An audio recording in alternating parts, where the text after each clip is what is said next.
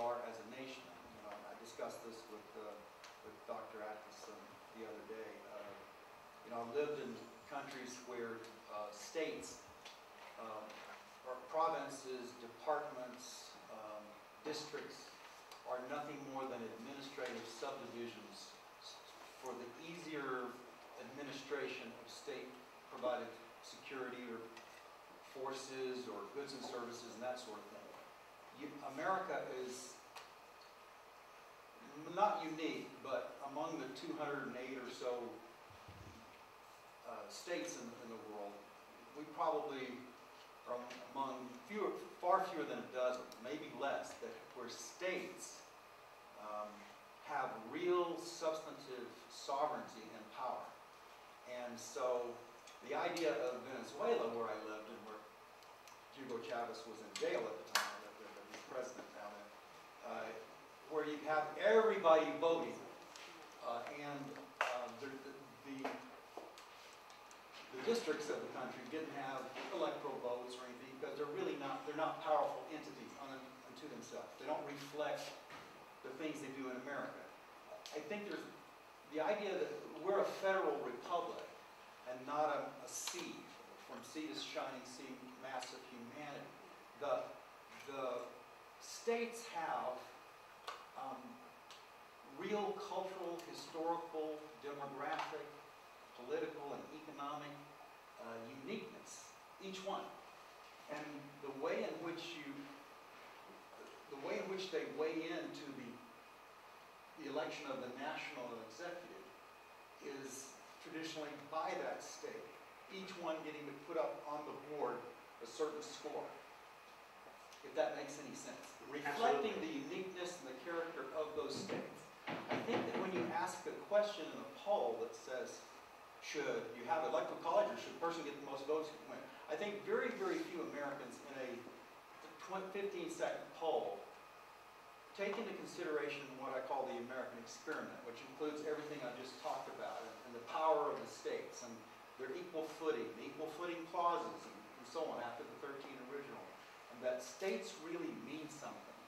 And I know California would be, I guess in the 2000 election, they'd be happy to, California kind of comes forward and asks New Mexico, would you just pool your popular votes with us, your 366 vote majority, and pool it with our 3 million or 4 million vote majority, just pool it together.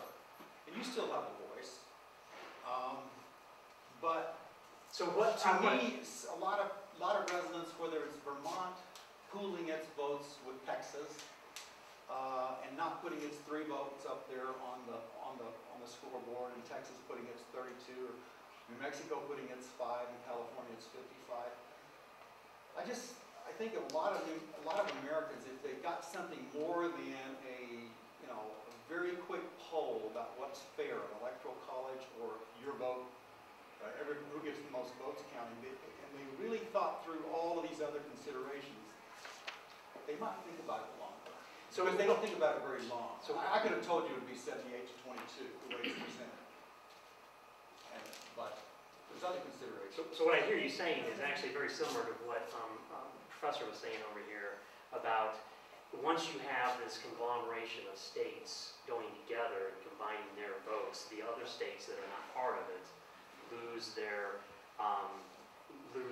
strength as I I individual states. was talking in a more general sense, not even involving the compact. I was just talking of why people might justify an electoral college, sort of in the same way that people might justify the most undemocratic of institutions, known as the United States Senate.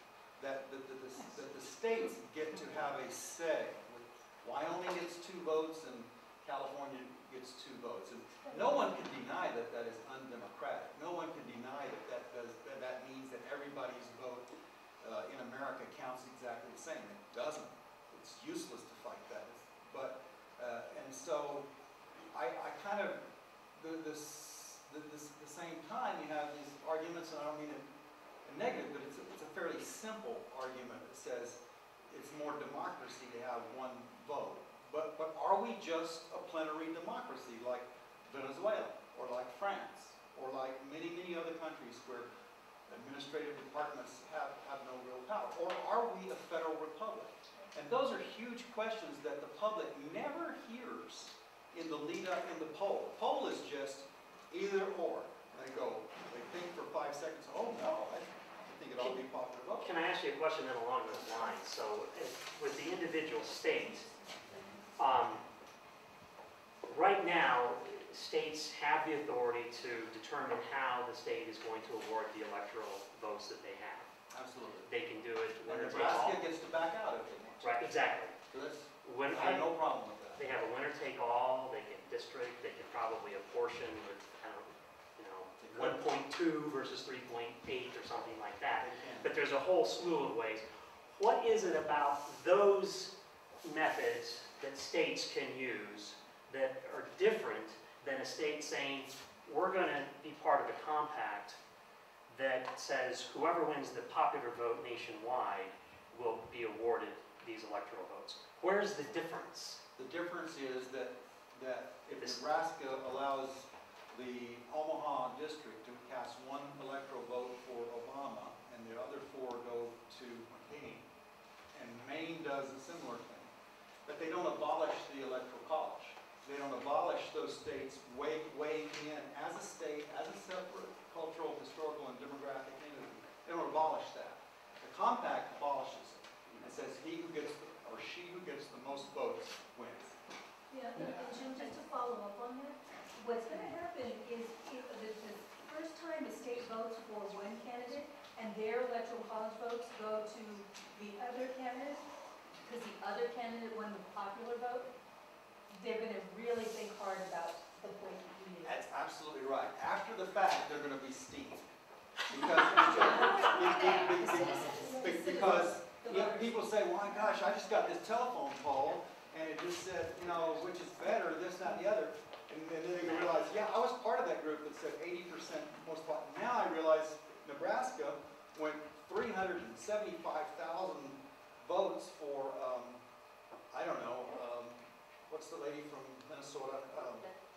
Michelle Bachmann? Bachmann, and 175,000 for Obama, and we cast our 5 electoral votes for Obama. I didn't want that, but I did want popular vote. And wow, I didn't realize the consequences. And again, that's another reason why we have representative government as opposed to an Athenian democracy where everybody touts polls, which is the way an Athenian democracy would do it, to uninformed people. This is not being recorded. Well, so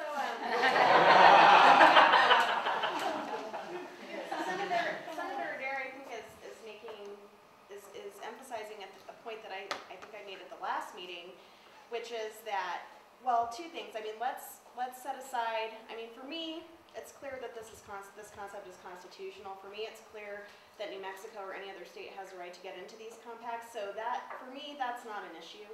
But the thing that I do come back to, is, first of all, I think that in some ways, the Electoral College was intended to be a check on majority power and to give an emphasized voice to smaller states, kind of going to what Senator Adair is talking about. And I think two things that we can't ignore in this issue, and this is what I'm trying to rectify in my own mind how to get around, is number one, we have a state-based electoral system for federal offices at the end of the day. And we're not talking about, all we're talking about is changing how we allocate our electoral votes, but we're not talking about how we cast our votes. And so I think that's one thing that we still need to think about. And the second thing is, the campaign juggernaut that has been created in this country, and this is what I brought up last time as well, is a state-based conceptualization, because states are sort of the smallest manageable unit at a national level when you're doing a national campaign, right? Or I guess, I don't know if they're the smallest manageable unit, but when you're creating a campaign organization. And so for me, until we can sort of change those 2 things, I'm not sure that this concept gets at what it's trying to get at. And so I just, want to put it out there. I'm still very open-minded, and actually today I have to say I'm a lot more, my barriers that I've put up against this concept have been broken down quite a bit more, but I still am trying to rectify how does this really shift anything if we still have this individual state-based election system and campaign system. And so you know, And those are things. what you're combining is you're combining the political side of it with the administrative side of it, with the actual voting process. Right. And Greg, hold on, Steve and then Greg. And Lynn also. Oh, I'm sorry, Lynn. So you're Steve. Whenever you want, And I'll go last and for a while, to whatever. Senator Adair's point, if we have individual states conducting individual elections, does that make sense? Yes. I'm just really glad that Senator Adair brought up our federal structure of our country, the value it has, and particularly the U.S. Senate. Because I think the structure of the U.S. Senate gives small states power that goes beyond our mere numbers. And I think that's extremely important for the way our government functions. I have to say, though, that, you know, just in very simple terms, the way I've thought this through myself is when I vote for a U.S. Senate race, I vote as a New Mexican, but when I vote for the presidency, I think of it as voting as an American. You know, the president doesn't represent the 50 states. He represents the American people. And I think for me, that's the reason why this is important. And I think that is in stark contrast, I'm correct, from what I heard from you, which we've got this uniqueness, this identity associated with the state, and it's the state that's the actor, and that's where we place our values at the state level. And that retaining that the state, I'm not sure what the word, sovereignty is a wrong word, but retaining that entity as a state, that's where I think you're coming from, is that correct? My party put into the Constitution the words, "You're a citizen of the United States and of the state where you reside." And I guess I would differ in saying that I'm an American, I am a New Mexican, when the president is the president of the United States of America and of the 50 states. He's the president of all. And I guess you unwittingly betray the notion of the loss of that federal republic view and saying that voting for president, we're just a shining seat. The state's borders have disappeared. You might as well have a national election commission for presidential voting only, and take it out of the hands of county clerks and secretaries of state and the states, because we're now just the great enormous U.S. and they only control those things which are statewide elections, if that's the case. Okay, so both of you guys, but Lynn had a question or an observation too, sorry. Well, I'm probably in the 1% minority, but the more I listen to this discussion, the more I'm convinced that this is just a jury rig proposal to get around amending the Constitution, which is, to me, the only way to do it. We've done lots of things with the Constitution, and we found the original wasn't very good. Legislators don't elect senators anymore. Women get to vote. Prohibition came and went. And I think the only solution, the fair solution, is you've got to amend the Constitution and get away from the electoral college. Okay, And I feel very strongly about that.